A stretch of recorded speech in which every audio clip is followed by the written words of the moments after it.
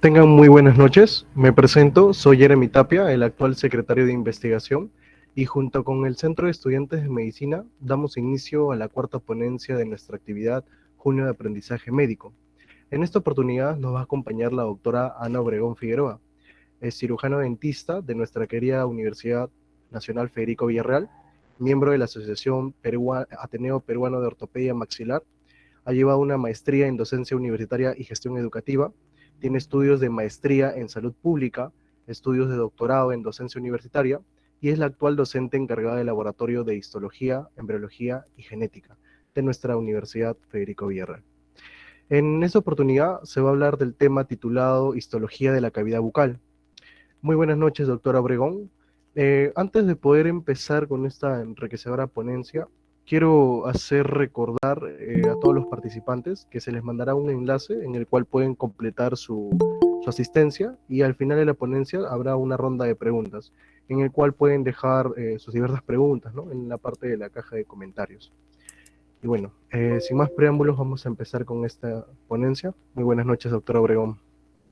Buenas noches, alumnos, buenas noches, estimados alumnos, a todos. Es muy grato estar con ustedes hoy día para esta ponencia. Es enriquecedora, todos los conocimientos que ustedes logren poco a poco captar. Es muy bueno para sus estudios. Hoy día vamos a hablar sobre la cavidad bucal. A ver, un momentito, perdón.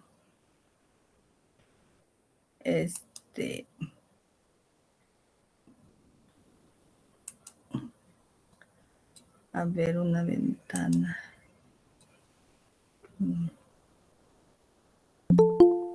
A ver, un momentito, perdón, un momentito.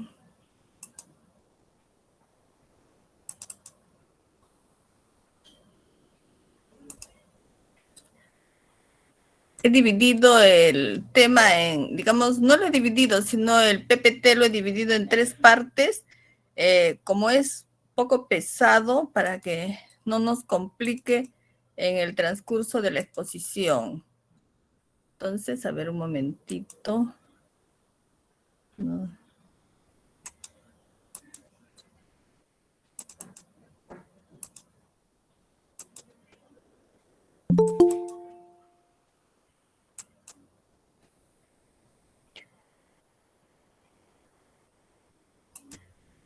A ver, vamos a ver. Un momento.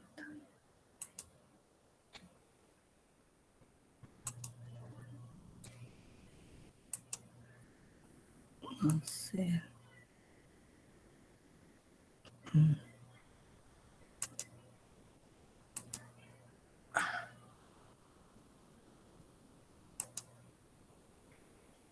Nada.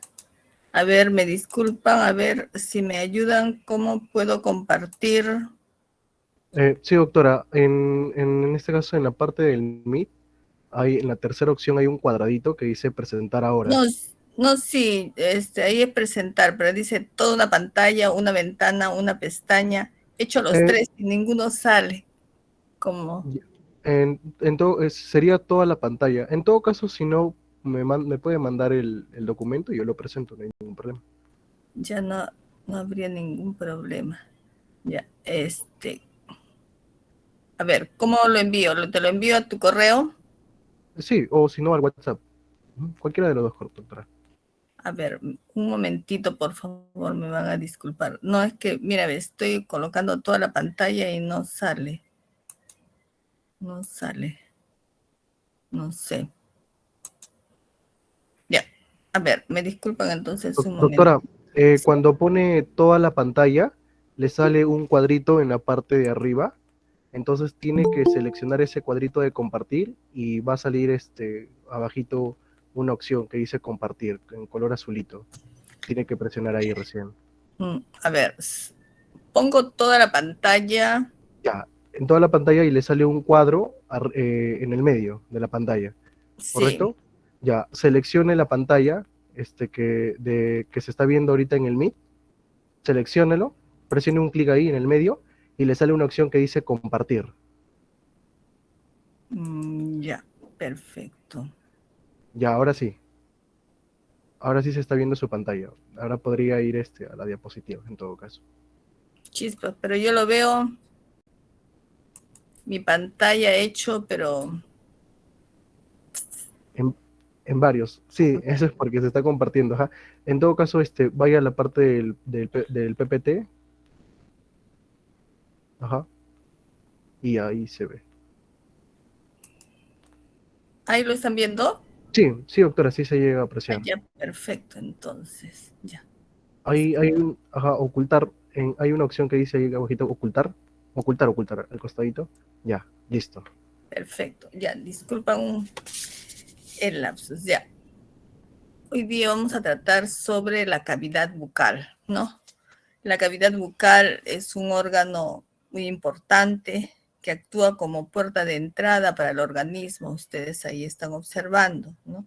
A través de ella se ingieren alimentos y se emiten sonidos y constituye la primera parte del sistema digestivo, ¿no? Entonces, por ser ello, es un elemento muy importante. Cuando nosotros hablamos de la cavidad bucal en general, o boca también se le menciona, nos dice que se divide, o las arcadas dentarias, es lo que la dividen a la cavidad bucal en dos compartimientos. Hacia afuera vendría a ser la parte vestibular, y hacia adentro lo que vendría a ser la cavidad bucal propiamente dicha, ¿no?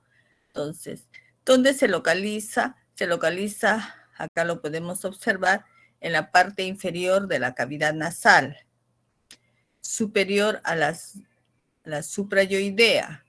Es una cavidad irregular y virtual porque está rodeada por paredes denominadas de las regiones de la boca, ¿no? Que ahora las vamos a ver. Está dividida en dos espacios por la región gingivodentaria, o sea, por lo que habíamos dicho, vestibular y la cavidad propiamente dicha. La cavidad bucal deriva embriológicamente del estomodeo o boca primitiva, ¿no? El epitelio que reviste la cavidad bucal, casi todo es de origen ectodérmico. Funcionalmente, esta cavidad bucal va a participar en los procesos de la masticación, fonación, deglución, respiración, ¿no? Y nos dice que está tapizada por una mucosa, que su superficie es húmeda. Esta palabra mucosa ahora la vamos a definir adelante, ¿no? Para ver qué cosa es lo que significa la palabra mucosa. Nosotros acá podemos ver la región anterior de la cavidad bucal, en la cual vamos a ver la región labial, ¿no? Entonces, las paredes laterales, acá, la región geniana, que vamos a determinar que en la parte interna se denominan carrillos, en la parte externa vendría a ser lo que vendría a ser las mejillas. Luego la región superior, que es la región palatina, ¿no? Entonces ahí vamos a encontrar el paladar duro y el paladar blando. La región inferior, debajo de la lengua, ¿no? Que es la región sublingual, o también lo que vendría a ser el piso de la boca. Tenemos la región posterior, que está limitado por el istmo de las fauces, y la región gingivo-dentaria, ¿no? El cual está constituido por las piezas dentarias y las encías. La región vestibular, nosotros acá estamos viendo lo que está por fuera, hemos dicho, de las arcadas dentarias, ¿no? De los dientes. Entonces, ¿qué cosa vamos a encontrar acá en las partes laterales? Vendrían a ser los carrillos y también los labios, como estamos observando acá, ¿no? En la región interna, acá nosotros estamos observando las arcadas dentarias, o sea, las piezas del maxilar superior y del maxilar inferior. Y en la parte, tanto en la parte superior como inferior, esto vendría a ser los surcos vestibulares. Luego, ¿qué cosa vamos a encontrar a nivel de los surcos vestibulares aproximadamente? Primero acá los frenillos, que son aproximadamente 10, ¿no? En las diferentes zonas. Luego tenemos observen acá, la carúncula, ¿no? Las zonas donde sale el conducto excretor de la glándula, su conducto de la glándula parótida, que es el conducto de Stenón. Luego tenemos nosotros, cuando ustedes cierran la boca, o sea, en oclusión que estén los dientes inferiores con los superiores, a ese nivel se forma como una línea que muchas veces está como los rebordes si fueran de las piezas dentarias, es lo que se denomina la línea alba, está a nivel de los carrillos. También a nivel de los carrillos vamos a encontrar, miren, estas estructuras que no es patológico, se denominan gránulos de Fordyce, ¿no? Se dice que son glándulas sebáceas. Entonces vendría a ser los gránulos de Fordyce. No se observa en todas las personas, ¿no? Luego tenemos también debajo de la parte vestibular oral también vamos a encontrar las glándulas salivales menores, ¿no? Ahora, el vestíbulo oral, dice, se comunica con la cavidad oral, o sea, en la parte interna, acá a través de los espacios interdentarios. Y también por la parte externa, más profunda hacia atrás, que vendría a ser el espacio retromolar. Nosotros vamos a ver, miren acá está el labio superior y acá tenemos el fondo del surco. Entonces vamos a observar acá una mucosa que se encuentra rosada, ¿no? Lisa, brillosa, húmeda y delgada, ¿no? Entonces, luego la cual se va a extender hasta el fondo del surco, ¿no? En la parte central podemos observar el frenillo, ¿no? Entonces, frenillo labial, el cual va desde la parte del labio hasta la parte de la encía.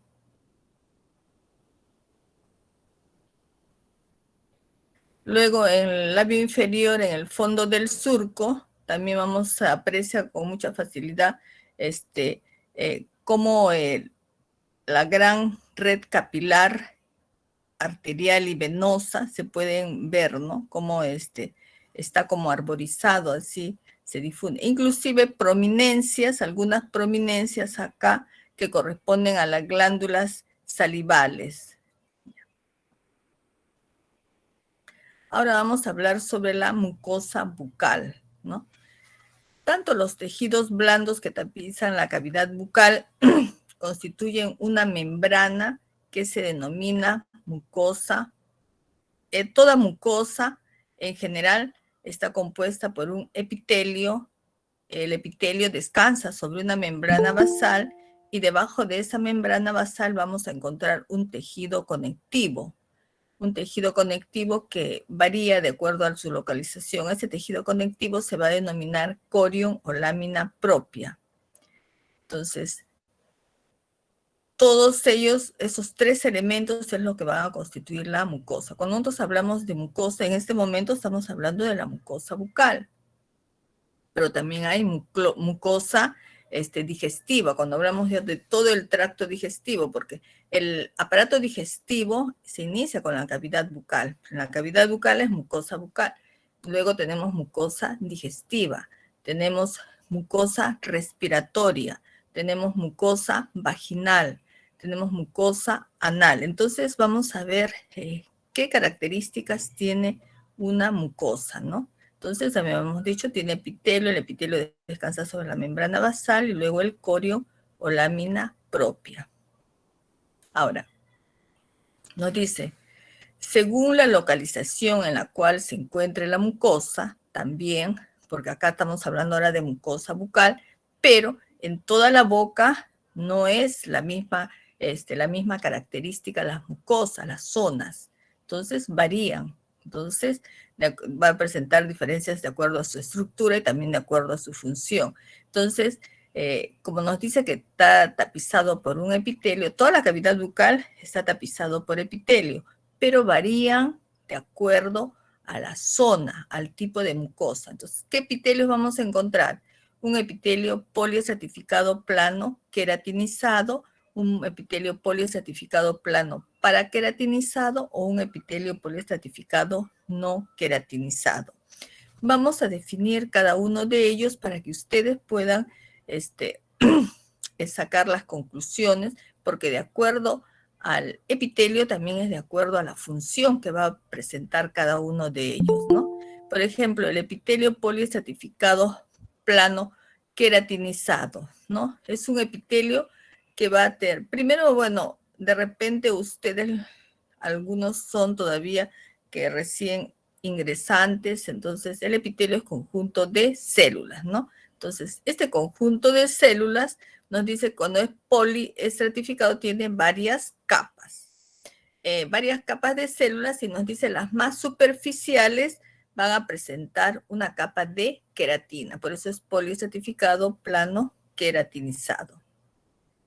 Ahora, de todas las células que presenta el epitelio, nos dice que el 90% van a ser queratinocitos. ¿Qué significan? Que las células que están en la base, y son esas células que por mitosis van subiendo de estratos. O sea, todas esas células, el 90% son queratinocitos. Pero también hay una población extrínsecas, o sea, que son células que siempre las vamos a encontrar, son células permanentes o residentes, nos dice.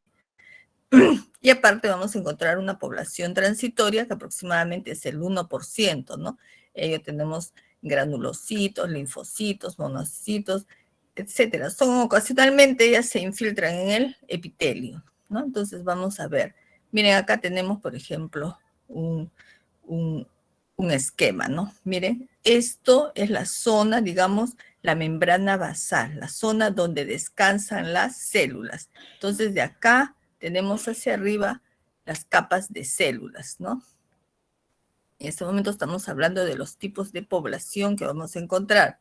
Entonces, población intrínseca, nos dice los queratinocitos que nos están diciendo que son aproximadamente el 90%, ¿no? Miren, todas estas células que están de amarillo que ustedes las pueden visualizar son los queratinocitos.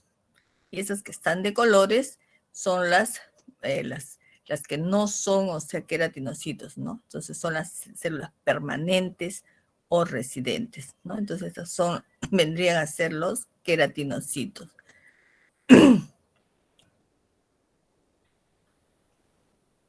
A ver, acá, miren acá, tenemos acá, son estas, los queratinocitos son células que van a presentarse en los 4 estratos que vamos a tener en este tipo de epitelio. Tenemos el estrato germinativo o tenemos estrato basal que están sobre la membrana basal. Entonces, estas células por mitosis van modificándose de ser cilíndricas, pasan a ser poligonales, luego a ser planas, luego pasan por el estrato espinoso, el estrato granuloso, cuando son varias capas, y luego el estrato córneo. cuando pierden el núcleo y se van llenando de queratina, ¿no? Entonces, por eso se les dice queratinocitos, ¿no? Entonces, acá, como habíamos dicho, estrato basal, espinoso, granuloso y córneo, ¿ya? Entonces, son estas células. La población extrínsecas, ¿no? Que habíamos dicho que son ocasionalmente, no, son las que se encuentran extrínsecas o residentes. Son, por ejemplo, unos son los melanocitos. Los melanocitos se van a encontrar acá en el primer estrato, que es el estrato basal. Son células núcleo pequeño, tienen abundantes gránulos precursores de melanina, son células que nos sirven para dar coloración a la piel, ¿no? Y nos protegen contra los rayos ultravioleta. Acá tenemos a los melanocitos. Luego tenemos, a las células de Merkel. También se encuentran en el estrato basal. Se dice que son células mecanorreceptoras, ¿no? Son células claras, son sensoriales, adaptadas a la percepción de la presión.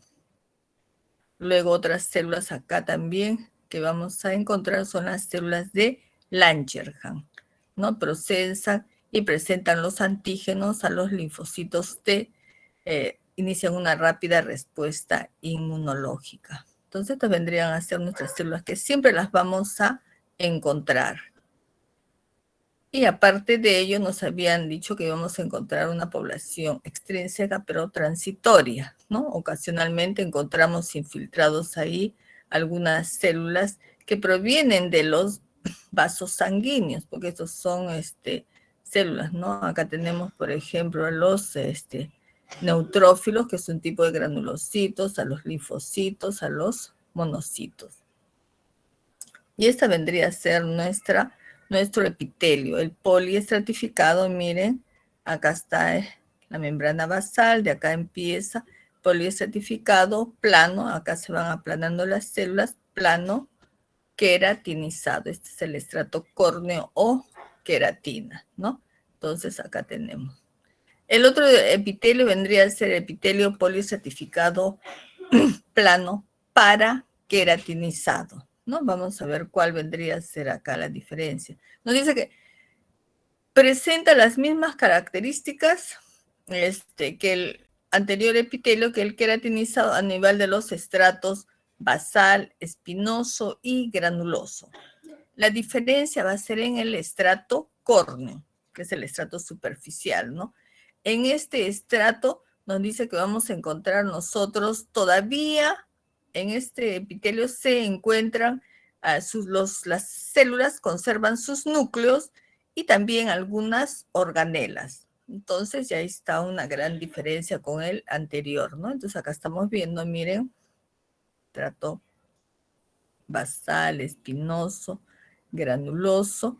Y acá está el córneo. Pueden observar, acá se pueden visualizar los núcleos, ¿no? Y el otro vendría a ser el epitelio poliestratificado plano no queratinizado. Entonces, este presenta solamente 3 capas, que vendría a ser la capa basal, la capa intermedia y la capa superficial, como observamos acá, ¿no? Células cilíndricas, acá poliédricas, y miren acá, células planas. De ahí la denominación de poliestratificado plano, no queratinizado, porque no presenta queratina, ¿no? No tienen mayores características diferenciales. Luego ya hemos visto los 3 tipos de epitelio. Habíamos dicho que descansan sobre la membrana basal. La membrana basal es la separación, es la zona donde es la separación entre el epitelio y el tejido conectivo, ¿ya? Esta membrana basal, a su vez, se divide en 2 regiones, que vendría a ser la lámina basal y la lámina reticular. Primero vamos a ver la lámina basal. Esta lámina basal, a su vez, nos dice que presenta 2 estratos. La lámina lúcida y la lámina densa. Ambas dice con un grosor aproximadamente de 50 nanómetros. En la lámina lúcida vamos a encontrar laminina y entactina. Y en la lámina densa vamos a encontrar colágeno tipo 4 y fibronectina. Miren acá, la lámina lúcida y la lámina densa. ¿Ya? Entonces vendría a ser lo primero. Vendría a ser la lámina basal. Y luego tenemos la lámina reticular. La lámina reticular va a estar constituida por dos tipos de fibras. Vamos a encontrar fibras de anclaje, que son las fibras colágeno tipo 7. Ya cuando ustedes estudien, vamos a ver que las fibras colágenas, ahí tenemos hasta casi 25 tipos de fibras colágenas, ¿ya? Entonces acá estamos hablando del tipo 7. Y las fibras reticulares, que las fibras reticulares son fibras de reticulina, también se les dice que son fibras colágeno tipo 3. Entonces vendrían a ser las características. Recuerden bien, a veces se confunden, dicen lámina basal y membrana basal. No, es diferente. Membrana basal, dentro de la membrana basal está la lámina basal. ¿Ya? Entonces ya hemos visto el epitelio, hemos visto la membrana basal, ahora van a ver el corion o lámina propia. O sea, debajo de la membrana basal vamos a tener un tejido conectivo. ¿Cuál es la característica del tejido conectivo? Para que sea tejido conectivo debe tener 3 componentes: células, fibras y sustancia fundamental. Son esos 3 componentes. Tejido conectivo es el otro tejido básico. El primer tejido básico es el tejido epitelial. Entonces, el tejido conectivo que vamos a encontrar dentro de la cavidad bucal no es igual, o sea, también depende en cada zona, va a ser diferente, ¿no? Entonces, nos dice que puede ser laxo, puede ser denso o puede ser semidenso, ¿no? ¿Cuándo decimos que un tejido conectivo es laxo? Cuando tiene más células y menos fibras, o sea, y lógicamente que está inmerso en la sustancia fundamental, ¿no? Entonces es un tejido, digamos, flexible, o sea, no es rígido. En cambio, cuando decimos que es denso, cuando tiene más fibras y menos células, y lógicamente entre ellos la sustancia fundamental. Entonces es un tejido más resistente, ¿no? Más firme. Y el otro que vendría a ser semidenso, en el cual vamos a tener casi las mismas proporciones entre células y fibras, ¿no? Su espesor es variable, ¿no? Dice que confiere sostén y nutrición al epitelio. Lógicamente, por el tejido conectivo pasan vasos sanguíneos. Esos vasos sanguíneos están llevando nutrición y por difusión, por ejemplo, nutren también al epitelio y a todo el tejido conectivo, ¿no? Ese tejido, corion o lámina propia, también vamos a encontrar diversos tipos de células, ¿no? Entonces, vamos a tener células formadoras, también vamos a tener células de defensa, por ejemplo, macrófagos, linfocitos, células plasmáticas, fibras. Van a variar los tipos de fibras, ¿no? Va a haber fibras colágenas, elásticas y reticulares. Y todas ellas, lógicamente, inmersos en la sustancia fundamental que va a ser rico en glucosaminoglucanos. Entonces, si ya sabemos, ya conocemos los 3 componentes de una mucosa, entonces ahora vamos a ver que en la cavidad bucal vamos a encontrar, de acuerdo a su localización y función, 3 tipos de mucosa. Mucosa de revestimiento, mucosa masticatoria y mucosa especializada o sensitiva, ¿ya? Entonces, acá, por ejemplo, ahí miren un cuadro sinóptico para ver los tipos de mucosa, ¿no? Por ejemplo, tenemos mucosa de revestimiento, la ubicación, los labios, mejillas, paladar blando, piso de la boca, la cara ventral de la lengua y alvéolos dentarios, ¿no? Su espesor es delgado, su función recubre zonas no sometidas al impacto masticatorio. El aspecto es móvil, indistensible, translúcida, tiene un rosado intenso. La mucosa masticatoria, ¿no? Entonces, la encía y el paladar duro. Es mucho más grueso, recubre zonas sometidas a impacto masticatorio, es inmóvil, no distensible, también tiene un color rosado. Y la mucosa especializada o sensitiva, que vamos a encontrarla en la cara dorsal de la lengua, en la amígdala lingual. Su espesor es variable, su función es gustativa y defensiva. Su coloración o aspecto aterciopelado, irregular y rosado, ¿no? Entonces, esto es digamos, una sinopsis de todos los tipos de mucosa que ahora las vamos a ver en forma más profunda, ¿no? Empecemos por la mucosa de revestimiento, ¿no? Tenemos acá los carrillos. Miren, esta zona es los carrillos, ¿no? El paladar blando, las porciones laterales, como nos habían dicho, la porción ventral de la lengua, el borde interno de los labios. Esta zona rara vez va a recibir el impacto masticatorio. Entonces, el epitelio que lo va a recubrir acá en la mucosa de revestimiento va a ser un poliestratificado plano no queratinizado. Entonces, en todas estas zonas, el epitelio va a ser de este tipo, ¿ya? Entonces, también tenemos nosotros acá, ven, los gránulos de Fordyce, como habíamos dicho, entonces, que son glándulas sebáceas, ¿no? No asociadas a folículos pilosos. Ahora, debajo de este epitelio, el corion, dice, se denomina también submucosa, o sea, tiene una capa conectiva que va a ser submucosa, ¿ya? Entonces, esa submucosa va a tener gran cantidad de fibras elásticas que a estas zonas le van a conferir elasticidad, movilidad, le van a conferir, ¿ya? Entonces, esta mucosa de revestimiento presenta submucosa. Tenemos la zona del paladar blando, ¿no? Entonces, el paladar duro no corresponde al paladar blando, habíamos dicho. Luego tenemos el borde interno acá de los labios también, el borde interno de los labios.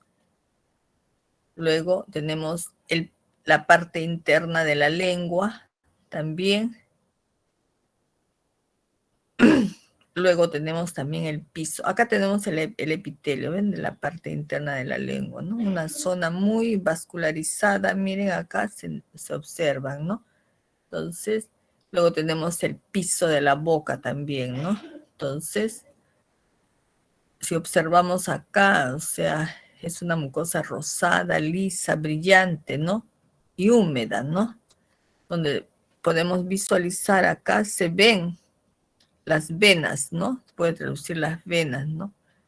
Y también lo podemos visualizar el frenillo, ¿no? Frenillo lingual. Acá tenemos el piso de la boca. ¿Ya? Tenemos la región sublingual, ¿ah? La mucosa del piso de la boca es translúcida y está humedecida por saliva, ¿no? Proveniente de las glándulas submaxilar y sublingual, ¿no? Que está su desembocadura de los conductos acá, del conducto submaxilar y de la sublingual. Acá tenemos, ¿no? Acá y acá. Como observamos, la mucosa rosada, se ve el frenillo, se ve las carúnculas de de las salidas de de las glándulas, ¿no? Entonces, a ver, el que sigue, vamos a continuar acá. Creo que lo perdí. A ver, un momentito. Creo que tengo que volver a colocar. Reanudar presentación. Y a ver, creo que acá. No.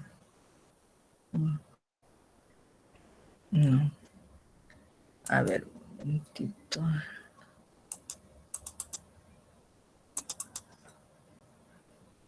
Ya, a ver.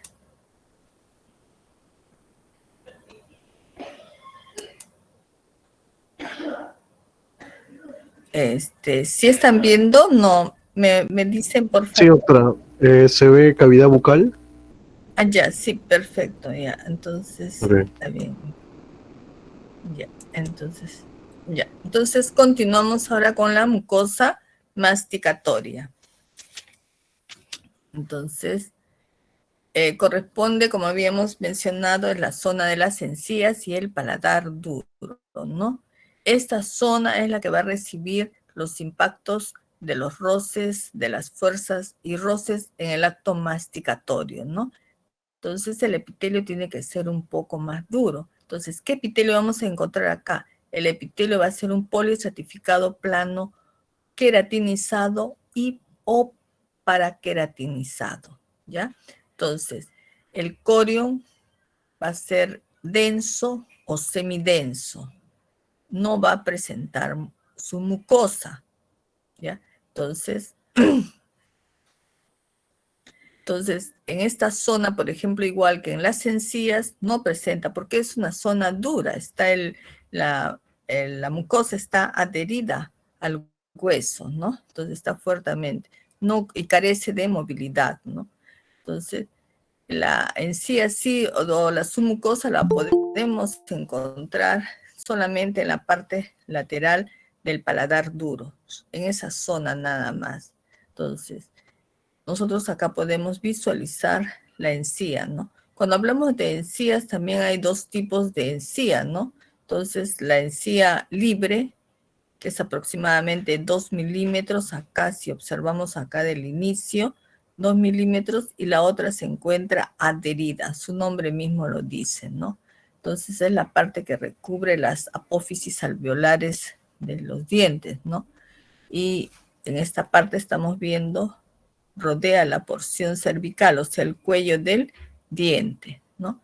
Entonces, esta encía nosotros decimos que debe tener un color rosado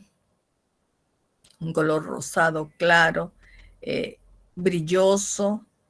Antes se pensaba que se encontró, ¿no? Que las encías tenían así un puntillado y se pensaba que eso era lo normal, que todas las encías deberían tener ese puntillado. Pero posteriormente se observó que habían encías normales y no tenían ese puntillado que parecía como cáscara de naranja. Entonces se determinó que no necesariamente esa es una característica de una encía, para que sea normal debe tener esa característica. Sí, nosotros podemos decir si las encías las encontramos rojizas y edematosas, sí es una característica, digamos, patológica, ¿no? Encía libre, si es, hay un surco ahí, eso debe tener aproximadamente 2 milímetros, ¿no? Hay también encía interproximal, que es entre diente y diente, ¿no? Entonces, acá podemos ver, esta vendría a ser la encía adherida, ¿no? O encía fija. Miren, acá tenemos un bosquejo, este es el diente, esta es la parte de la encía, entonces acá este vendría a ser el surco, ¿no? Que habíamos dicho que debe tener unos 2 milímetros, ¿no? Entonces acá tenemos, todo esto corresponde a una encía libre y esta parte ya es lo que vendría a ser la encía fija o insertada, también le dicen, ¿no? Entonces, como habíamos dicho ya, sus características. Este surco es muy importante, se denomina surco gingival, ¿no? Porque es un área crítica. En esta zona se deposita la placa bacteriana, o sea, cuando no nos cepillamos bien, entonces queda una película adherida a la pieza dentaria, entonces ahí se va acumulando. Y si se va acumulando eso, produce inicialmente una inflamación, pues posteriormente puede ser una infección, toda esta zona y acá toda la parte acá que vendría a ser el ligamento periodontal, lo que sostiene el diente, entonces lo inflama o lo infecta, ¿no? Y es muy perjudicial. ¿Por qué? Porque ahí va a haber gérmenes de diferente índole que pueden posteriormente ocasionar la resorción acá del hueso y lógicamente la movilidad de la pieza, porque acá estas fibras que acá están adheridas al hueso y al diente es el soporte del diente, ¿no? El ligamento periodontal. Luego tenemos lo que habíamos dicho, el paladar duro, ¿no? Que es esta zona que se encuentra posterior a las piezas dentarias, ¿no? Es una zona, se le dice justo paladar duro. ¿Por qué? Porque tiene soporte óseo, es la zona que tiene soporte óseo, ¿no? Acá la mucosa puede ser pálida, a veces ligeramente azulada. Acá vamos a encontrar las arrugas palatinas. Entonces, esta zona es gruesa y es firme. Como habíamos dicho, no tiene submucosa, ¿no? Entonces, acá nosotros, por ejemplo, en la mucosa masticatoria acá del paladar, nos dice que podemos dividirle en zonas, ¿no? Entonces, acá tenemos la zona del rafe medio, la zona de la papila incisiva, las zonas de los cuadrantes anterolaterales y posterolaterales, ¿no? Miren acá, habíamos visto, ¿ven? Este es el epitelio y estamos viendo que presenta queratina o paraqueratina. Miren acá, por ejemplo, esta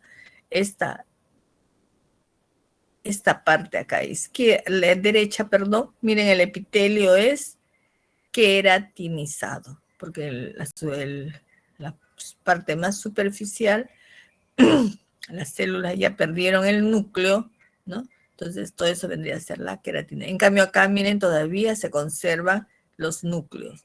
Es paraqueratinizado, o sea, puede ser los dos tipos. Entonces hemos dicho en las encías y en el paladar duro, ¿no? Entonces también en el momento de la deglución, la lengua golpea al paladar para expulsar el bolo alimenticio, expulsarlo hacia el esófago, ¿no? Entonces, por eso tiene que ser una mucosa mucho más resistente.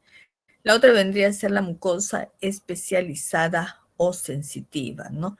Entonces, corresponden a esta mucosa la superficie dorsal de la lengua. ¿Por qué? Porque ahí vamos a encontrar la mayoría de las papilas linguales. Dentro de esas papilas linguales vamos a encontrar intraepitelialmente los corpúsculos o botones gustativos, que son las estructuras encargadas de la recepción de estímulos para captar las diferentes sensaciones gustativas, ¿ya? Entonces, ¿qué sabemos de la lengua? A ver, la lengua, acá, es una estructura muscular, está constituida por músculo esquelético, es un músculo voluntario, entonces en el cual nosotros vamos a encontrar fibras musculares intrínsecas y fibras musculares extrínsecas, ¿no? Las extrínsecas van a salir de la lengua y van hasta la parte posterior, hasta el primer tercio superior del esófago, porque nosotros de ahí nomás vamos hacia el esófago. Todo el tubo digestivo tiene 4 capas: mucosa, submucosa, muscular y adventicia o serosa. Entonces, hasta la capa, el primer tercio, inclusive el segundo tercio, también hay estas fibras de músculo esquelético. Y otras fibras extrínsecas también se van hasta la oreja. Entonces, si ustedes han visto, por ejemplo, los conejos está bien desarrollado, por eso ellos pueden mover las orejas, porque es un músculo voluntario, ¿no?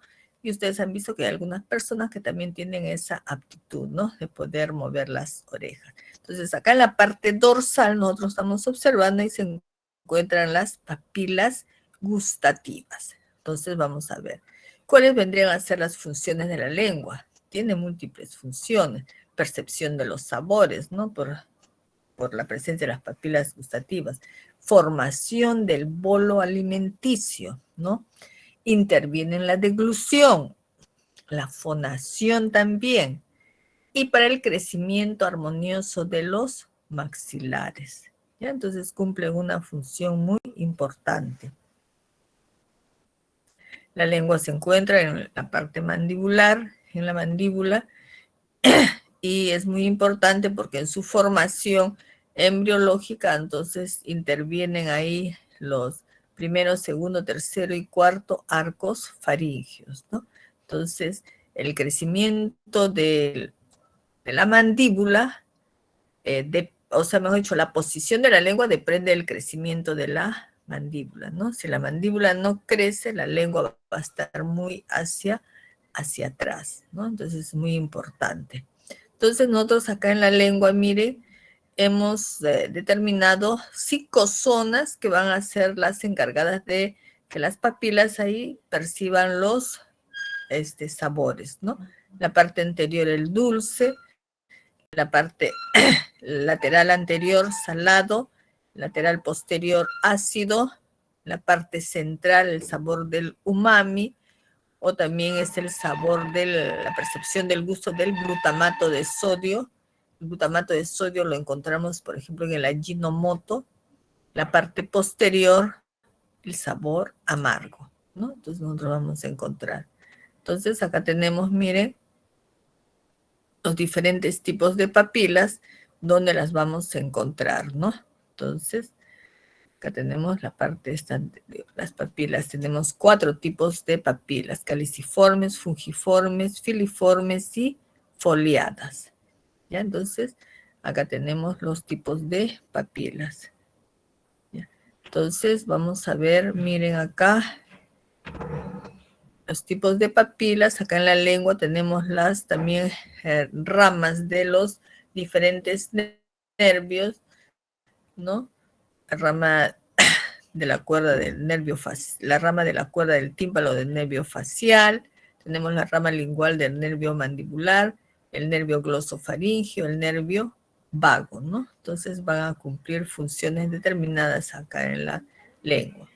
Entonces, las papilas, por ejemplo, tenemos estas, las que terminan, miren, tienen una forma cónica, así afilada, poseen una queratina así, entonces se dice que son las papilas filiformes, miren, de 2 a 3 milímetros, ¿no?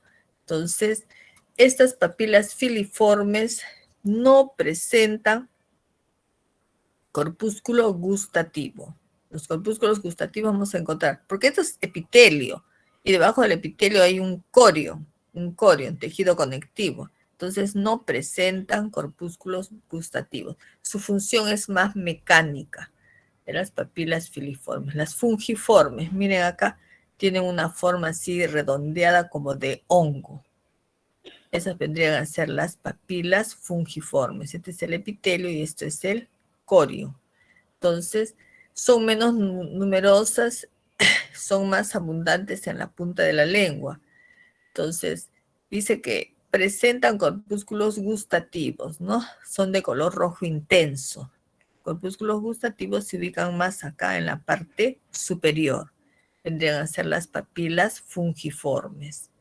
Luego tenemos las papilas caliciformes. Miren, tienen acá una forma así como de cáliz, un surco bien profundo que se denomina el surco circunvalador. Este surco circunvalador, miren, termina en un conducto y acá vamos a tener unas glándulas que son de tipo serosa. Ahora vamos a hablar al respecto. Son de tipo serosa, que vendrían a ser las glándulas de von Ebner. ¿Ya?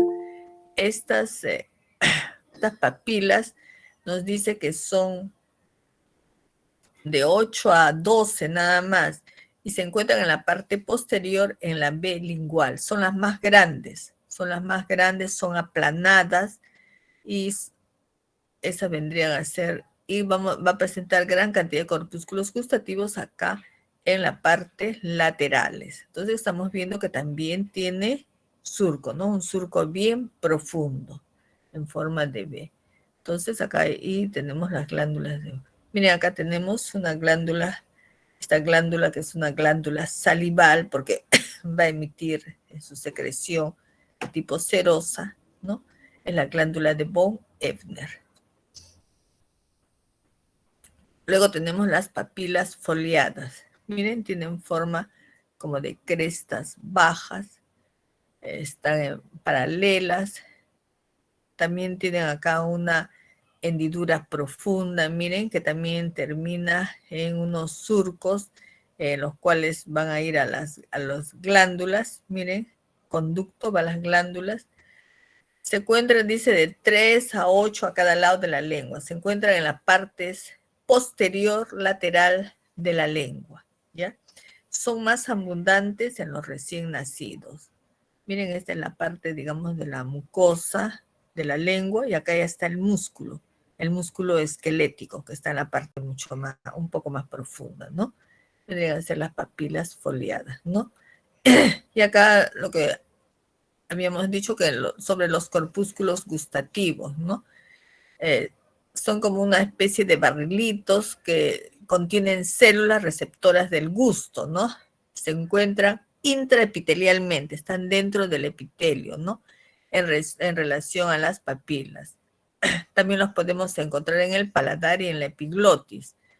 Entonces, estos corpúsculos gustativos tienen 3 tipos de células, nos dicen, ¿no? Las sustentaculares o de sostén, las células gustativas neuroepiteliales, que son de 10 a 14, y las células basales. Tienen un promedio de vida de 10 días más o menos, ¿no?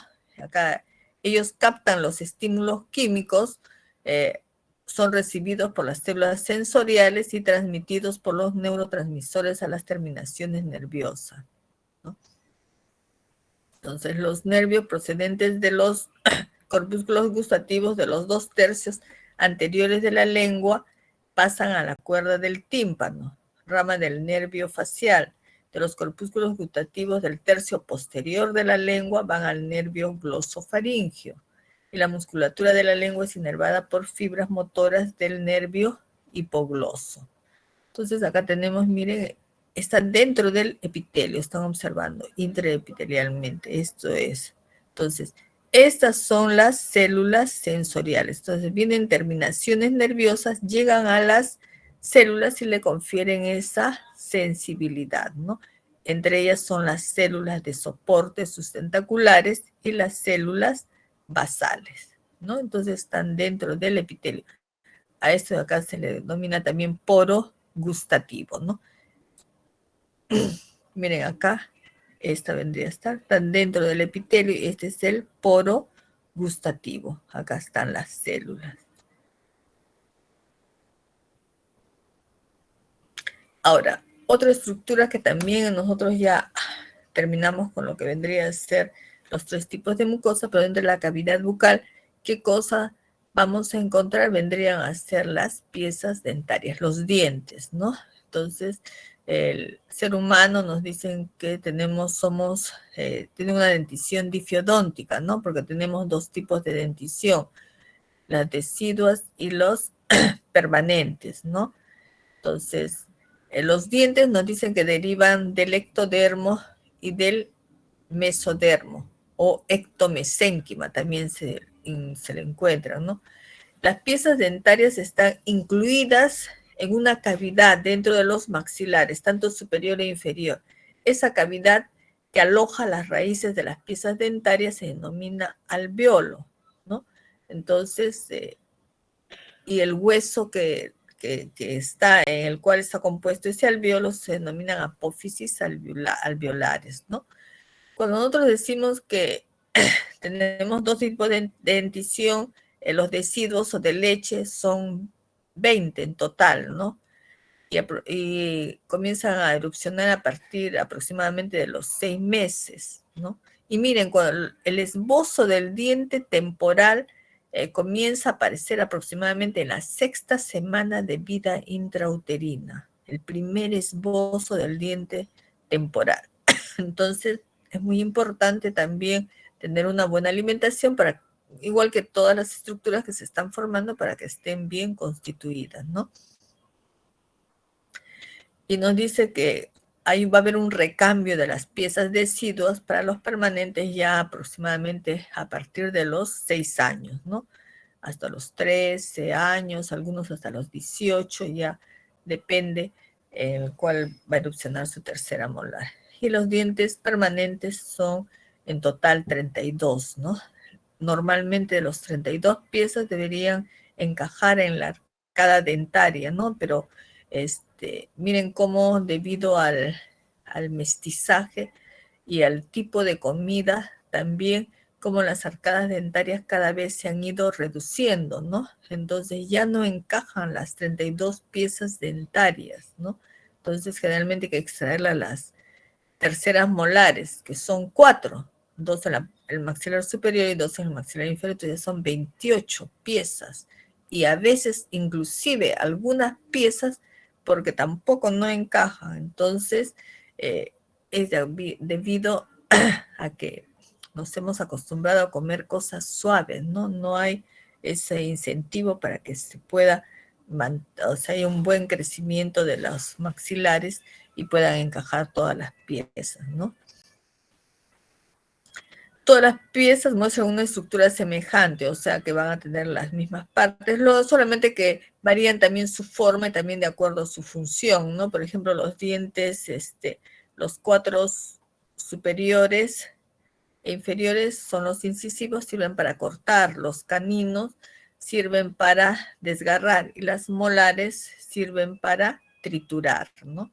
Entonces acá tenemos, por ejemplo, un corte de una mascarilla de un feto, ¿no?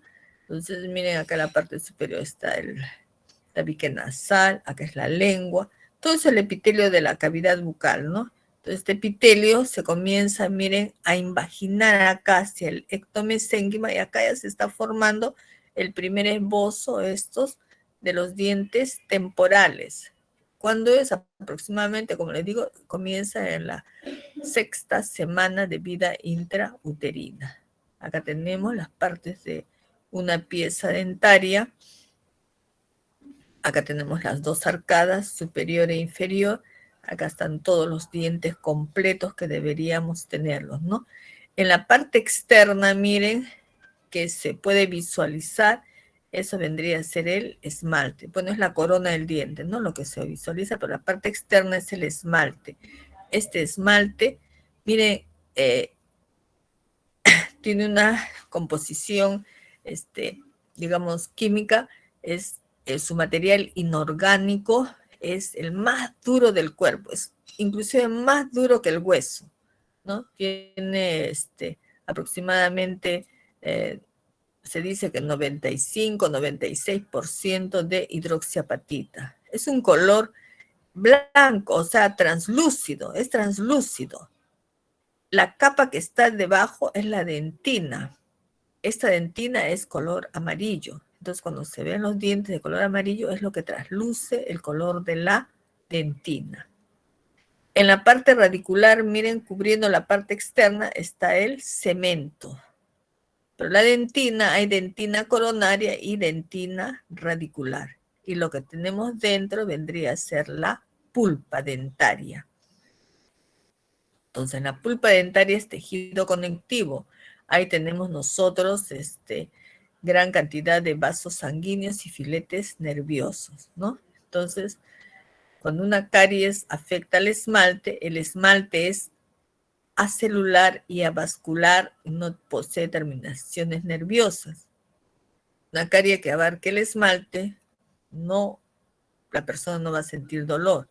En la dentina sí ya se siente sensibilidad, porque las terminaciones nerviosas llegan acá hasta el canalículo dentinario, y el canalículo dentinario está constituida de un líquido dentinal, de un fluido dentinal, que la terminación nerviosa llega hasta ese fluido y por una teoría hidrodinámica le confiere sensibilidad. O sea, si la caries llega hasta la dentina, sí ya esa zona sentimos sensibilidad. Y si llega a la pulpa, pues ya es un dolor terrible, ¿no? Y miren acá, ahora lo vamos a ver más adelante. Por ejemplo, miren el esmalte visto a un microscopio, ¿no? Con una técnica de desgaste que se ha hecho. Esto es el esmalte, son estructuras que vamos a encontrar, estructuras secundarias. Estos son los prismas del esmalte, los cuales está constituido. Esto es la parte de la dentina. Miren acá, estas son pequeñas fallas que hay en el esmalte. todas estas son pequeñas fallas, ¿no? Zonas hipomineralizadas predisponente a la caries, ¿no? Acá tenemos la zona de la dentina, todo esto de acá es dentina y acá tenemos cavidad pulpar. Como el diente se ha hecho por desgaste, no hay pulpa, solamente hay la cavidad. Y esta es la parte de la raíz, esta es la parte del cemento. El cemento es el único tejido dentario que posee células. Acá son las cavidades donde han estado las células. Esto es la dentina, ¿no? Y estas son, miren, las cavidades donde han estado las células. Este es un diente por descalcificación, en el cual sí se puede observar acá la pulpa. Miren, se nota la encía, nota el surco gingival. Pero ¿cuál es el problema? Esto de acá es un diente de rata, no es de persona. Se ha hecho de rata porque, para que pueda alcanzar en la lámina, porque esto es una foto de una lámina, ¿no? Para que pueda alcanzar en la laminilla. Ya, entonces, ¿qué sucede cuando el diente con un pedacito de mandíbula todo se coloca en ácido para descalcificar? Miren, se desintegra el esmalte, no hay esmalte. Por eso se hace la técnica del desgaste para poder ver estructuras del esmalte. Entonces acá podemos ver la encía, miren sus características. Acá tenemos el surco gingival, esas áreas críticas. Acá está el epitelio de unión. Todo esto es encía libre, encía adherida. Y miren, esto de acá es el hueso alveolar, o sea, donde está alojada la raíz de la pieza dentaria. Esto es el soporte del diente. Si no hay hueso alveolar, no hay ligamento periodontal. Este soporte, pero acá lo vamos a ver más adelante, acá no hay el soporte, entonces se pierde la pieza dentaria. Entonces a mayor aumento, acá para ver la pulpa también a mayor aumento, miren la dentina. Y para vean cuán importantes son las piezas dentarias, ¿no? Las piezas dentarias dentro del sistema digestivo cumplen un rol muy importante porque cumplen la función, es el inicio, el proceso de la masticación de los alimentos, ¿no? Inclusive ahora ya los animales le hacen tratamientos de limpieza, profilaxia en las piezas dentarias, porque también a ellos, miren, se les acumula el sarro. Y ese sarro, ¿qué cosa va destruyendo? Va destruyendo el hueso, que es el hueso, están adheridas las fibras del ligamento periodontal, que son el soporte de las piezas, ¿no? Entonces, estamos viendo, entonces, igual en las personas, entonces, para poder conservar las piezas, ¿no? Entonces, cumple una función muy importante en la masticación. Es diferente masticar con tus dientes propios que masticar con un postizo, ¿no? Dificulta la fonación, sirve ¿por qué? Porque la laringe emite sonidos, pero esos sonidos con la posición de la lengua en las piezas dentarias, todo, entonces va a emitir las palabras, ¿no? Entonces va a dificultar la fonación. Y la estética, ¿no? La estética es indispensable. Ustedes, profesionales, futuros médicos, ¿no? Van a conversar con su paciente, entonces tienen que mostrar una dentadura también, aparte de la estética también, pues no va a ir ¿qué paciente va a querer ir donde un médico que está con piercing, que está sin dientes o con los dientes sucios? Es imposible, pues, ¿no? Entonces la presentación es para la estética, ¿ya? Muy importante. Y miren, conservar las piezas, o sea, tener una buena higiene, ¿no? Conservar las piezas. Entonces, ahora no solamente se dice que es el cepillado para conservar las piezas, también hay que usar el hilo dental. Y aparte, cepillarse los dientes y cepillarse la lengua. Hemos visto, ahí las papilas linguales tienen surcos, ahí se depositan restos de comida, entonces hay que también intervenir eso. Entonces, si nos faltan las piezas dentarias, miren, esto de acá, el anterior lo vamos a ver. Miren, esto es la dimensión vertical, dimensión vertical. Si nosotros perdemos las piezas, miren qué cosa nos perdemos, la dimensión vertical de los maxilares. ¿Qué cosa nos va a afectar? perdemos la expresión facial, se pierde la expresión facial, ¿no? Entonces se deforma, entonces sí vamos perdiendo piezas. Entonces es muy importante la conservación de las piezas, ¿no? Masticación, fonación, estética, mantiene la dimensión vertical de los maxilares y la expresión facial, ¿ya? Entonces, todavía estamos tiempo porque hay una parte más. A ver, jóvenes. Sí, doctora. A ver, vamos a ver la última parte que vendría a ser sobre las glándulas salivares, que también es otro componente de la cavidad bucal. A ver, un momentito. Doctora, ahí sí se ve. Cavidad Eso. bucal. Sí se ve. Ah, ya. Ok, a ver. Ajá. Perfecto. De la parte 3. Ya. Las glándulas salivales y saliva, ¿no? Entonces, también dentro de la cavidad bucal, el otro componente muy importante que vamos a encontrar dentro de la cavidad bucal vendría a ser las glándulas salivales, ¿no? Durante el desarrollo, dicen, embrionario, el epitelio que reviste la cavidad bucal primitiva o estomodeo se imagina en el ectomesénquima vecino y forma las glándulas, tanto sean mucosas, serosas o mixtas, que vierten su secreción a la boca por medio de unos conductos excretores, ¿no? Eso vendrían a ser las glándulas salivales. Las glándulas salivales, de acuerdo a su tamaño, localización, se clasifican en glándulas salivales principales o mayores, que son la parótida, submaxilar, sublingual, las cuales se ubican fuera de la cavidad bucal, y las glándulas salivales secundarias o menores, que son las palatinas, linguales, labiales y genianas, ¿no? Que están distribuidas en la mucosa o submucosa de la cavidad bucal. Cuando hablamos de una glándula salival, nos dice que consta de dos porciones. Una porción secretora, que son los adenómeros, que van a ser las encargadas de elaborar las sustancias que constituyen la saliva, y una porción conductora, que está constituida por tubos o conductos que transportan la secreción hacia la boca. El producto de estas glándulas es un líquido complejo y viscoso que se denomina saliva. Miren, esos son los adenómeros, o también se denominan acinos. Ya es un corte transversal. Entonces, ¿qué cosa es un adenómero? Esto de acá es, digamos, la porción de las...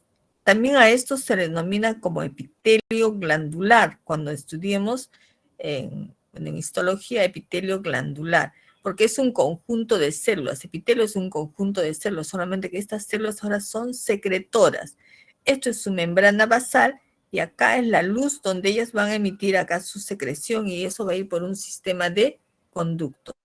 A este, por ejemplo, miren, está constituido por células piramidales, el núcleo es casi central, se dice que es de color basófilo, azul o morado, y el citoplasma es oscuro. A esto el tamaño es más pequeño, se le dice acino seroso. El acino mucoso, miren, más grande, sus células también son casi piramidales, núcleo aplanado, pegado a la membrana basal. Ese vendría a ser el acino mucoso. Y hay otros, miren, que tiene dos porciones, una porción mucosa y otra porción serosa. La porción serosa a veces está, miren, en forma de semiluna. Se dice la semiluna de Giannuzzi. Entonces se vendría a ser el acino mixto o adenómeros, ¿ya? Entonces, miren, estos adenómeros se están observando acá. Esto es la porción mucosa o serosa, el adenómero, y este es su sistema de conductos que nos habían dicho, ¿no? El cual empieza delgado y cada vez, miren, se va ampliando, ¿no? La porción más delgada, el calibre, donde el calibre es más delgado, se dice conducto intercalar, luego conducto estriado y luego vienen los conductos excretores, ¿ya? Entonces vendría a ser una porción secretora y una porción conductora, es lo que tiene este sistema, ¿no? Miren acá, por ejemplo, este es un conducto estriado en un corte transversal, lo que habíamos visto anteriormente, ¿no? Acá está la porción conductora, ¿no? Entonces, nosotros en la porción conductora vamos a ver esta primera porción que vendría a ser el conducto intercalar, ¿no? Son los más pequeños, o sea, su longitud es pequeña, relativamente pequeña, son los que están unidos a los acinos secretores, ¿no? Entonces, acá su luz, acá, miren, ellos vierten la secreción acá y acá va por el sistema de conducto, ¿no? Están formados estos por una sola capa de células y vendría a ser el epitelio, es cúbico simple. Estos conductos intercalares. Luego, a los conductos intercalares, estos se unen entre sí para formar, miren, el conducto estriado. Este vendría a ser el conducto estriado. Están formados por unas células también cúbicas a cilíndricas bajas, ya un poquito más grandes son, ¿no? Entonces, el calibre es mucho mayor. Y luego estos conductos estriados se unen entre sí para formar conductos intralobulillares. Los conductos intralobulillares, su diámetro va creciendo. Acá están rodeados ya de tejido conectivo, porque los otros van a estar entreacidos juntos. Ahora, los conductos intralobulillares se unen entre sí para formar conductos interlobulillares. A su vez, estos se unen entre sí para dar los conductos interlobulares. Y finalmente, estos últimos se abren en un conducto terminal o principal de la glándula y esto lo descarga en la cavidad bucal, ¿no? En su conducto excretor. Entonces vendría a ser la porción conductora de una glándula salival, ¿no? Por ejemplo, ¿qué nos dice acá? Miren, ve, esta es una glándula, aparentemente parece parótida, lo vamos a ver después. Miren, este es un conducto. Ve, acá está la luz del conducto, un conducto intercalar, ¿no? El epitelio es cúbico. Estos son los núcleos del epitelio, los núcleos. Nos dice que agregan bicarbonato a la saliva, absorben cloruro de la saliva, conducen del acino secretor a conductos estriados. Estos los vamos a encontrar en gran cantidad en glándulas que tienen acinos serosos, o sea, en mayor cantidad los vamos a encontrar en la glándula parótida, porque la glándula parótida es esencialmente serosa. Y no vamos a encontrar en glándulas que sean mayormente mucosas, por ejemplo, en la sublingual, ¿no? Conducto estriado, miren este, es cúbico o cilíndrico bajo, ¿no? Observen el color ya del citoplasma es bien acidófilo, rosado, ¿no? El epitelio es cúbico o cilíndrico bajo, núcleo casi céntrico, tiene estriaciones en la parte basal, acá, múltiples mitocondrias entre los pliegues de la membrana vasolateral. Nos dicen acá, proporciona la energía y superficies necesarias para la secreción de potasio y absorción de sodio. Transfieren inmunoglobulina a la saliva. Eso vendrían a ser los conductos estriados. Y los conductos excretores, miren acá un conducto excretor, está rodeado de tejido conectivo, ¿no? Hay interlobulares, interlobulares, se conectan con la cavidad bucal. Su epitelio es cúbico o cilíndrico estratificado. Acá el epitelio es estratificado, ¿ya? Empecemos por las glándulas salivales mayores. Una glándula salival mayor muy importante, también una que está muy propensa porque la mayor parte de las patologías se producen en las glándulas parótidas, vendría a ser la parótida, es la más grande. Produce el 30% de la saliva. Esta glándula parótida, miren, estos son sus acinos o adenómeros, lo que habíamos visto. Estos son esencialmente serosas. Solamente va a ser acinos serosos, ¿ya? Vamos a encontrar acá, habíamos dicho, los conductos intercalares son más largos, por eso podemos encontrar conductos intercalares. El séptimo par craneal, o sea, el facial, atraviesa la glándula. Podemos encontrar entre los acinos a tejido adiposo, ¿no? Dice, la secreción salival de las glándulas parótidas es rica en amilasa y contiene además cierta cantidad de sialomucinas y sulfomucinas. El conducto excretor de la glándula parótida es el conducto de Steno y desemboca a nivel de la segunda molar superior, ¿no? Ya lo habíamos visto. La otra glándula vendría a ser la glándula submaxilar o submandibular, ¿no? Esta glándula, vamos a encontrar que hay predominio, mayor cantidad de acinos serosos. También podemos encontrar mucosos y mixtos en menor cantidad, ¿no? Si observamos, miren acá, mayor cantidad, todo lo que es oscuro, son serosos. Por acá ven, hay unos mixtos y también algunos mucosos, ¿no? Presentan, no dicen, pocos, escasos conductos intercalares. Estas glándulas submaxilares secretan el 60% de la saliva, ¿eh? Son las que mayor cantidad aportan a la saliva. La saliva de esta glándula, nos dice, es más viscosa que la parótida y contiene considerable cantidad de glicoproteínas sulfatadas. En esta glándula submaxilar se ha identificado en su secreción, se han identificado factores de crecimiento nervioso y epidérmico. Se ha hecho trabajos de investigación al respecto de como sea, factor de crecimiento epidérmico, porque se dice que este factor, esta sustancia, favorecería la cicatrización a nivel de heridas de la mucosa. Si ustedes habrán podido observar alguna lesión que nos realicemos en la cavidad bucal, a pesar que es una superficie húmeda, rápidamente cicatriza, ¿no? Debido a este factor de crecimiento epidérmico. El otro tenemos las glándulas sublinguales. Las glándulas sublinguales son más pequeñas. Estas glándulas sublinguales hay predominio de acinos mucosos. Si ustedes pueden ver acá, miren, casi todos son acinos mucosos. Vamos a encontrar poca cantidad, mínima cantidad de acinos serosos y mixtos, ¿no? Los conductos intercalares prácticamente están ausentes, ¿ya? Secreta, nos dice, el 5% de la saliva. Su conducto principal excretor es el conducto de Bartolín. Están ubicadas anteriores a las glándulas submaxilares, que está debajo de la lengua, ¿no? Y tienen entre 10 y 12 conductos que se vierten en el piso de la boca, ¿no?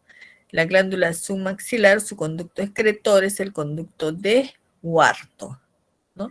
Entonces acá tenemos un esquema en el cual podemos ver, ¿no? Conducto de la glándula submaxilar, acá también submaxilar de la sublingual. Ahora vamos a ver las glándulas salivales menores. Tenemos las glándulas labiales, ¿no? Se encuentran en la cara interna de los labios, acá donde habíamos visto acá los labios, ubicadas en el tejido conjuntivo subyacente a la mucosa oral de los labios, tanto en el labio superior o inferior, ¿no? Ahí vamos a encontrar numerosos grupos de acinos, ¿no? Que vierten su secreción gracias a pequeños y cortos cordones. También la presencia de estas glándulas es lo que le da un aspecto granular a la superficie de la mucosa bucal. Si ustedes se han cogido así, van a encontrar así como gránulos, ¿no? Glándulas labiales, glándulas genianas, son también llamadas bucales o vestibulares, ¿no?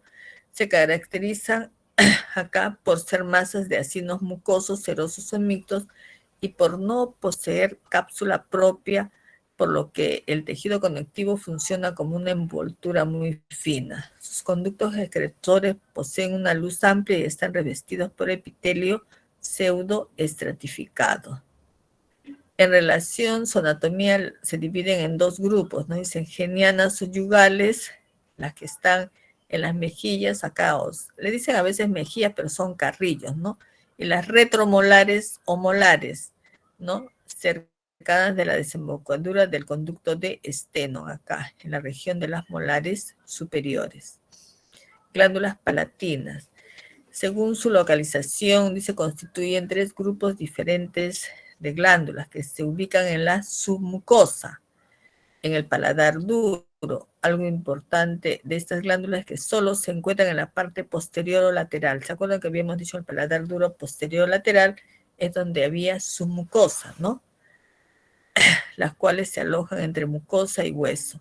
En el paladar blando y úvula, estas glándulas, a pesar de ser mixtas, tienen un predominio seroso que se abren hacia la superficie nasal, mientras que las que se abren hacia la mucosa oral son de predominio mucoso.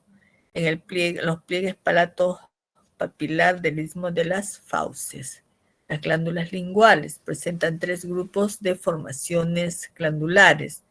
Las glándulas linguales anteriores o de Blanding y Nu, las glándulas dorso-posteriores o de Weber, y las glándulas serosas o de von Effner, ¿no? ¿Se acuerdan que ya vimos las glándulas de von Effner, ¿no? Las glándulas anteriores de Blading y Nu son 2 masas glandulares voluminosas, desembocan en la cara ventral de la lengua. Las dorso-posteriores de Weber son formaciones bilaterales, básicamente mucosas, se localizan en la zona dorsal de la raíz lingual, ¿no? Acá estamos viendo. Y las glándulas serosas de von Ebner, ¿no? Acá miren, está la B lingual donde se encuentran las células caliciformes, ¿no? Entonces se trata de un grupo impar de pequeñas masas glandulares, se distribuyen en el dorso y bordes laterales de la lengua, para ser más específico, entre las fibras musculares de la lengua y debajo de las papilas caliciformes. Sus conductos abren en el orificio de las papilas caliciformes, o sea, en el surco circunvalador, en el pliegue que separa cada papila foliada de su vecina. Estas glándulas protegen la cara lingual de los dientes anteriores antes de proveer mucina a la saliva total, ¿no? Ahora, ya hemos visto las glándulas salivales mayores y glándulas salivales menores. La secreción de todas estas glándulas salivales va a dar un producto que vendría a ser la saliva, que también cumple múltiples funciones dentro de la cavidad bucal, ¿no? Por ejemplo, relacionadas con la función alimentaria, lubricar y mantener la humedad de la boca, ¿no? Formar el bolo alimenticio, degradar los alimentos, ¿no?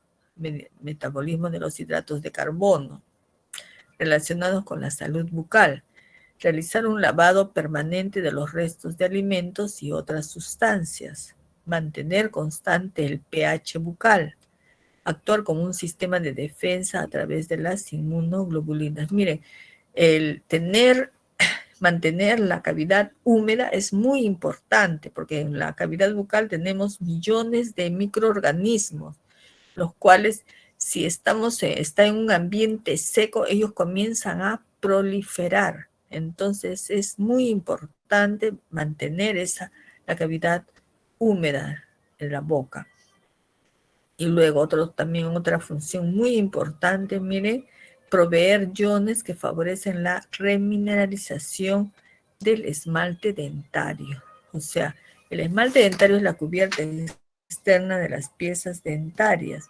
Ese esmalte, por múltiples factores, ya hemos dicho que no tiene el poder de regeneración, ¿no? Pero sí se puede desmineralizar.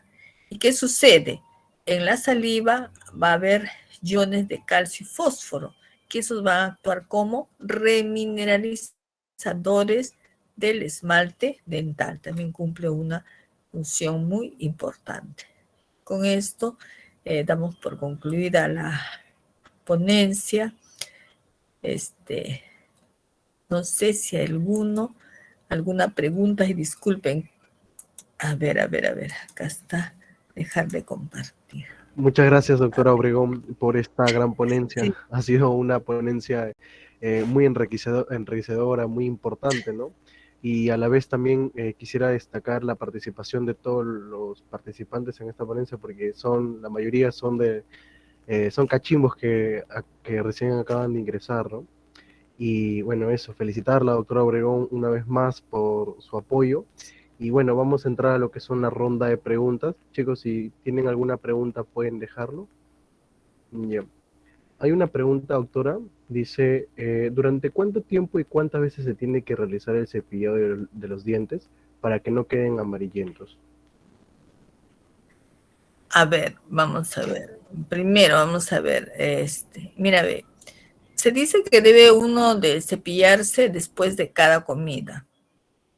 Lo normal se supone que nosotros comemos, tenemos desayuno, almuerzo y comida, ¿no es cierto? Pero cometemos un error. Nosotros comemos a cada rato. Entonces, por ejemplo, dice, doctor, ¿por qué tengo caries si yo me cepillo 3 veces al día? Es que no es la solución. La solución es tratar de no comer a deshoras.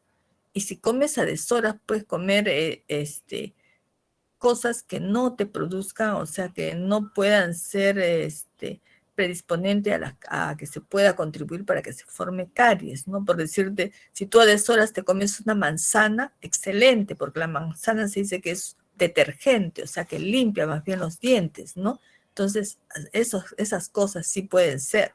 Pero si tú te cepillas, pasa una hora y estás comiéndote galletas, o pasa una hora, estás comiéndote otro chocolate, qué sé yo, entonces no tienes la boca limpia, tienes la boca sucia, ¿no? Ahora, ¿cuánto tiempo debe cepillarse? Se dice que debe cepillarse, pues, o sea, ¿cómo te digo? Siquiera unos 3 minutos. Ahora, cuenta, pues, porque ustedes saquen su cuenta, ¿cuánto tiempo se cepillan? Se cepillan creo que en 30 segundos, no se cepillan bien. Tampoco no hay que ser tan exagerados al cepillarse, ¿no? Yo he visto personas que ya tienen desgastes, porque el esmalte tampoco no es algo que, el desgaste tiene un desgaste, el esmalte tiene un desgaste fisiológico, entonces tampoco cepillarse en exageración, o sea, te va a ir desgastando el grosor del esmalte, ¿no? Que es de 3, 4 milímetros cada, entonces, ahora, ¿me dices dientes amarillos? No. Ya hemos dicho, el esmalte es translúcido. Lo que es amarillo es la dentina. Entonces, en un diente normal, en las personas, por ejemplo, adultas, ese amarillo, que es un amarillo claro, cada vez se torna más amarillento. El esmalte se va adelgazando, entonces trasluce más lo amarillo, ¿no? En lo que tú sobre el esmalte tengas algunas pigmentaciones o tengas presencia de sarro, tártaro, y eso cuando tomas bebidas oscuras se colorea, entonces eso es otra cosa, ¿no? Pero ese amarillo no lo puedes quitar, ¿no? Porque es su color natural. Tener dientes blancos, blancos, eso a no ser que te coloques carillas, pues es lo único, ¿no? Ya, no sé si hay otra. Ok, doctora. Sí, hay otra pregunta. Dice, ¿en qué se divide la cavidad pulpar hueca del diente? ¿Cómo en qué se divide? No entiendo, a ver. Mira, ve, la pieza dentaria, la parte externa es corona. Debajo, la corona del diente está cubierta por esmalte. Debajo del esmalte tenemos una capa que es dentina. Debajo de la dentina es la cavidad pulpar donde está la pulpa. Es la cavidad. Ahora, esa cavidad, la cavidad pulpar está constituida por tejido conectivo. Entonces, ahí tiene capas, o sea, es la capa más externa, la que está pegada, digamos, a la dentina, es la capa de donde están las células que, mientras el diente esté vivo, ahí sí, dentro de la pulpa van a estar esas células que son formadoras de dentina, que son los odontoblastos. Debajo está una capa subodontoblastica. Debajo de esa capa está la capa rica en células y luego tenemos la pulpa central. No le entiendo bien la pregunta a la alumna, no sé, a ver si, o al alumno, no sé si podría más especificar esa pregunta. Eh, bueno, ha publicado así tal cual, doctora. ¿En qué se divide la cavidad pulpar hueca del diente? La cavidad pulpar, por eso te dije, en esas partes se divide, ¿no? Ahora que le ha puesto hueca, no, sí, eso sí, ya no le entiendo. A ver, alguna. Hay otra pregunta, doctora. Dice, buenas noches, doctora. ¿Qué eran los acinos? Allá. Claro, este, mm, una estructura, una estructura que está constituida por un conjunto de células, que está constituida por un conjunto. Hagamos, por ejemplo, una estructura así redonda, más o menos redonda. Todo, o sea, la parte externa es la membrana basal, su límite. Y ahí vamos a encontrar células, células, células. A eso se le denomina acino o adenómero. Cada una de esas células que constituyen todo ese círculo, digamos, cada una de esas células van a secretar sustancias y que va a ir al centro. Y ese centro va por un sistema de conductos, que eso vendría a ser la parte, digamos, conductora. El acino es la porción secretora y luego va por un sistema de conductos. O sea, esos acinos, cada una de esas células produce secreción y esa secreción va por el sistema de conductos. O sea, cada glándula salival está constituida por esos acinos, que son de diferentes, hemos dicho que hay acinos mucosos, serosos y mixtos. Y dependiendo de los tipos de glándulas, va a emitir un tipo de secreción, ¿no? Entonces, todo ellos va digamos, a confluir en una secreción grande que vendría a ser la saliva, ¿no? Ok, doctora, muchas gracias. Hay otra pregunta que dice, doctora, ¿por qué ocurren las litiasis parotideas? Parotideas. Ya. Este, justo, a ver, la parótida, por ejemplo, sus acinos son serosos. Todos esos acinos se juntan, se juntan, se juntan. Habíamos dicho que van por un sistema de conductos y todos de ahí después van por un conducto excretor, ¿no? Ahí se producen unos cálculos. En el sistema de conductos se producen cálculos, o sea, concentraciones mineralizadas y que obstruyen. Eso es lo que vendría a ser la litiasis parotidia, ¿no? En las parótidas. Ok, doctora. Obstruyen, o sea, los conductos. Hay otra pregunta por interno y dice, ¿los factores de crecimiento nervioso y epidémico son exclusivos de la glándula submaxilar? En este caso, sí. En este caso, sí, de la glándula submaxilar. Y hay trabajos de investigación al respecto. Inclusive dicen que ese factor de crecimiento epidérmico, inclusive han hecho trabajos de investigación que sirven para eliminar las arrugas, ¿no? Están haciendo trabajos de investigación. Ok, doctora, hay una última pregunta y dice, ¿en qué parte del organismo encontramos epitelio plano estratificado para queratinizado? Ya por eso, el poliestratificado plano paraqueratinizado, el que yo les decía, es el que lo podemos encontrar en el paladar duro y en las encías. O sea, es un epitelio, es como que es intermedio, o sea, ni es queratinizado puro, ni es tampoco el no queratinizado puro, ¿no? Que les había dicho que las capas más superficiales todavía sus células contenían núcleos y algunas organelas, ¿no? Y son epitelios relativamente resistentes porque son los que cubren el paladar duro y las encías y cuando nosotros realizamos el acto masticatorio, son las zonas donde se rozan los alimentos, ¿no? Ok, doctora, ya no hay más preguntas, no veo que hay más preguntas. Y bueno, antes de finalizar esta ponencia, doctora, yo quisiera, ay, ¿se puede ver? Sí, sí se puede Sí. ver. Yo, bueno, quisiera darle gracias por parte del CEN a la vez, por esta gran ponencia. Como le vuelvo a repetir, ha sido una ponencia muy dinámica, muy interesante, ha sido una ponencia muy enriquecedora para en este caso con mucha información muy relevante para poder prepararnos, ¿no?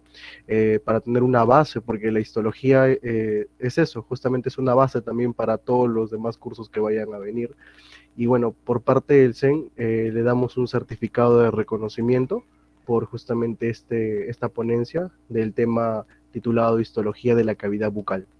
Y bueno, doctora, esperamos verla pronto en otra ponencia. Muchas gracias por esta participación, doctora. Muchas gracias. Muchas gracias también, muchas gracias, alumnos.